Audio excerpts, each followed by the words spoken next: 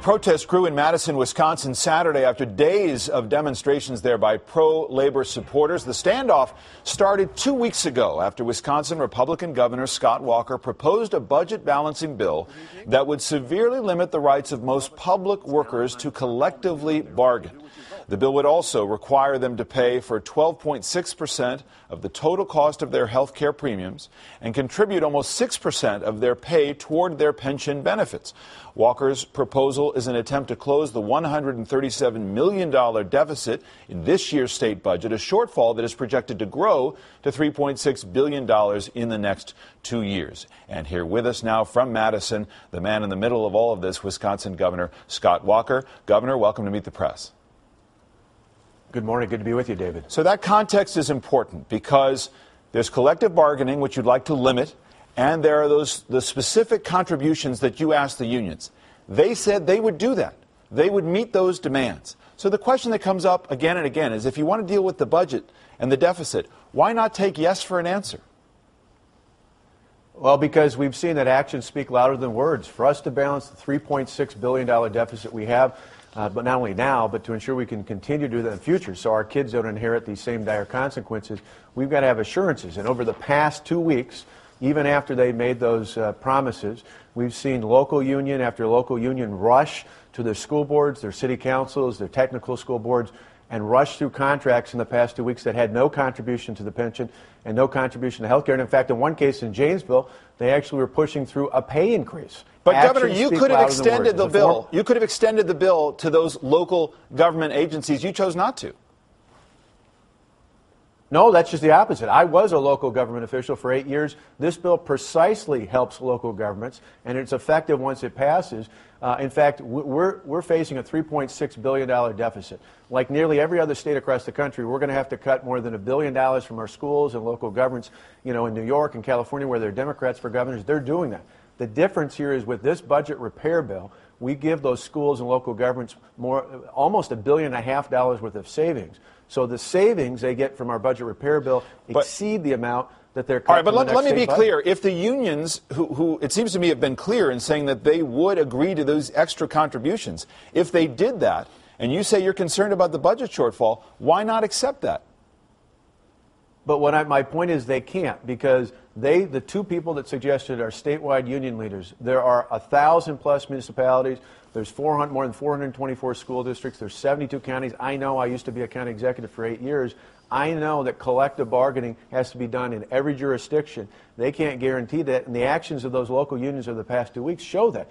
If they were serious about it, they would have offered up contracts that paid something for health care and something more for pensions, but they're not. The reality is, even beyond the 5 and the 12, collective bargaining does have a cost. In Wisconsin, a great example of that is we have, in many of our school districts, a requirement through collective bargaining contracts that they have to buy their health insurance from a company that's owned by our state teachers union, WA Trust.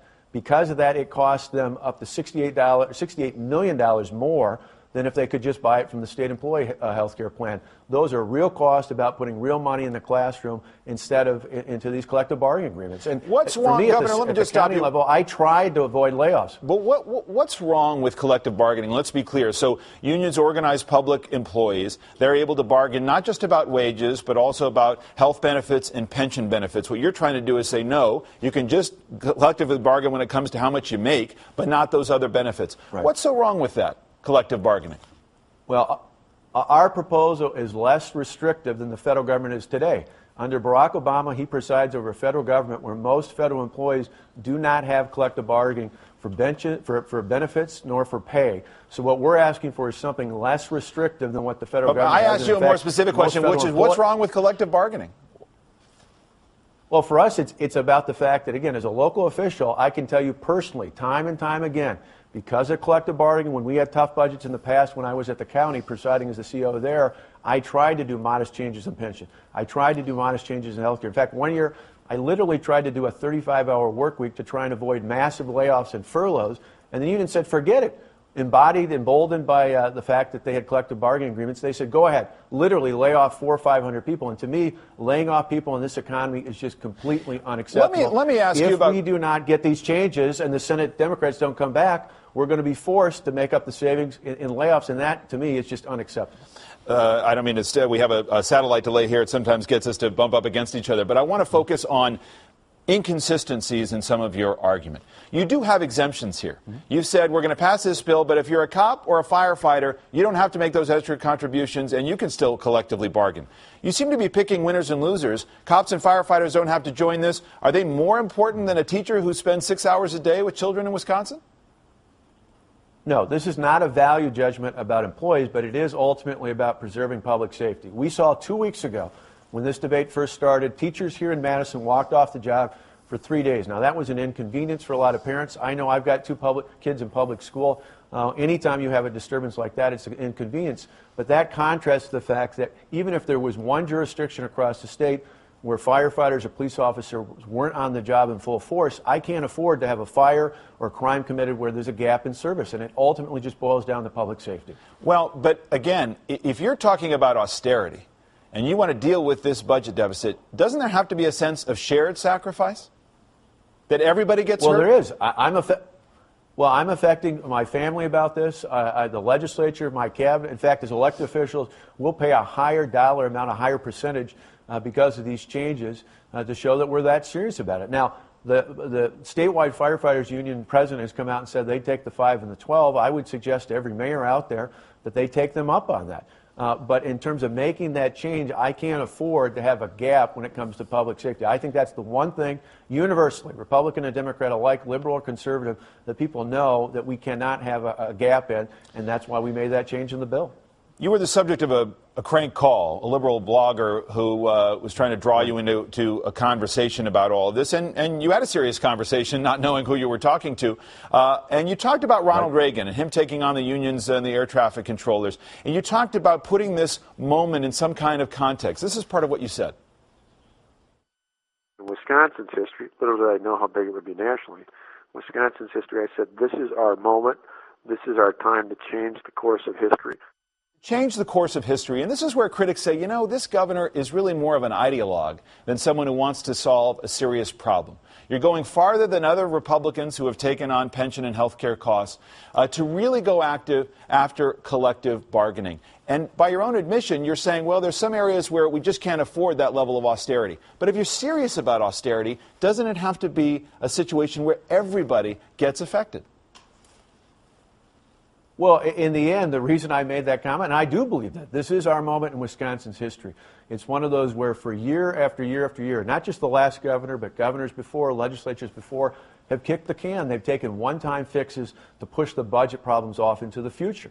We can't do that. We're broke. Like nearly every other state across the country, we're broke. And it's about time somebody stood up and told the truth in the state and said, here's our problem, here's the solution, and acted on it. Because if we don't, we fail to make a commitment to the future, our children will face even more dire consequences. But, Governor, if you say you're broke, I make no apology for the fact that this is an important moment in time. Governor, if you're really serious about the state being broke, you have a deal that you could take to get the contributions you need to solve the problem at hand. Why not separate that out from your views about collective bargaining? But David, my point is repeatedly, as a former local government official, I know that collective bargaining has a cost, and when I'm cutting up more than $1 billion from aid to local governments in this next 2-year budget, I need to do what no other governor is doing across the country. They're all cutting, all but a handful are cutting. The difference is where we want to be unique in Wisconsin is we have to give those local governments the tools, and it goes beyond the 5 and the 12%. And as I mentioned repeatedly, I don't think we can take that 5 and 12%. Are you needlessly dividing your state? Unions have showed us the last 2 weeks that they're not going to do it. No, I think in the end, the best way for us to move forward is for those 14 state senators. The state assembly did their job. Democrats in the assembly stood up, made their argument, made their case, did what they were elected to do. The assembly passed it. It is now at a point where we want to move forward. It's real simple. Those 14 state senators need to come back and do what they were elected to do. Come back here. They don't have to vote for it. They don't have to support it. But they need to come back and do their job. And when we do, I have every belief that the first 4 or 5 weeks we were in office, we passed an aggressive agenda to show that Wisconsin was open for business. Many of those same Senate Democrats voted with me on those measures. We can get back to that if they just come back. And if they don't, Governor, how does this end? Well, I'm an optimist. I'm an eternal optimist. As much as I understand there's passion, and that's, in America, that's great. We can have passion and be civil about it. But in the end, I believe that at least some of those state senators will come back. If we fail to pass this bill by Tuesday, we lose $165 million worth of savings. If we continue down that path, we start seeing layoffs.